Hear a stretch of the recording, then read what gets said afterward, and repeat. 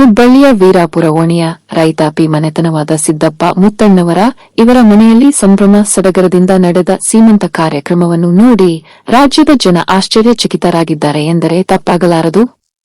ಹೌದು ವೀಕ್ಷಕರೇ, ಇದುವರೆಗೂ ತಾವೆಲ್ಲರೂ ನೋಡಿದ ಹಾಗೆ ಸೀಮಂತ ಕಾರ್ಯಕ್ರಮಗಳು ಅಂದರೆ ಹೆಣ್ಣು ಮಕ್ಕಳದ್ದು ಇರುತ್ತವೆ.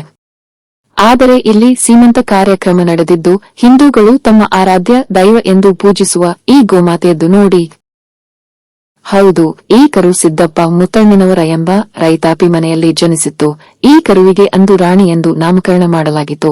ನಂತರ ಅದ್ದೂರಿಯಾಗಿ ಮೊದಲನೇ ವರ್ಷದ ಹುಟ್ಟುಹಬ್ಬವನ್ನು ಕೂಡ ಆಚರಣೆಯನ್ನು ಮಾಡಲಾಗಿತ್ತು.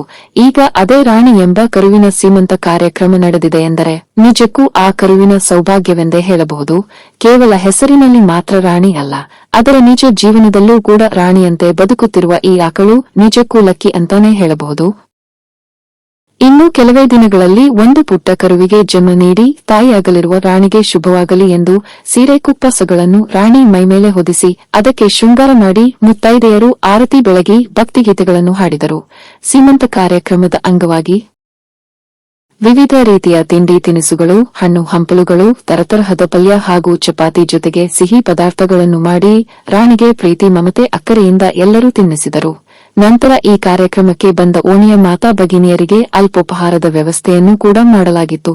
ಒಟ್ಟಾರೆಯಾಗಿ ಪ್ರಾಣಿಗಳನ್ನು ಹಸುಗಳನ್ನು ಕಡಿದು ತಿನ್ನುವವರ ಮಧ್ಯೆ ಮೂಕ ಪ್ರಾಣಿಗೆ ಇಷ್ಟೊಂದು ಪ್ರೀತಿ ಅಕ್ಕರೆ ನೀಡುತ್ತಿರುವ ಈ ಸಿದ್ದಪ್ಪ ಮುತ್ತಣ್ಣವರ ಕುಟುಂಬ ಮಾದರಿ ಕುಟುಂಬ ಎಂದೇ ಹೇಳಬಹುದು.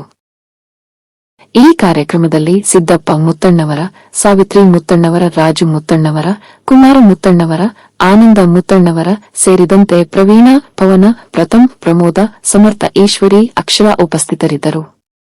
ಹುಬ್ಬಳ್ಳಿ ಧ್ವನಿ ಕ್ಯಾಮೆರಾ ಪರ್ಸನ ಅಮಿತ ಜೊತೆಗೆ ಲೋಹಿತ ಬಸವ, ಹುಬ್ಬಳ್ಳಿ.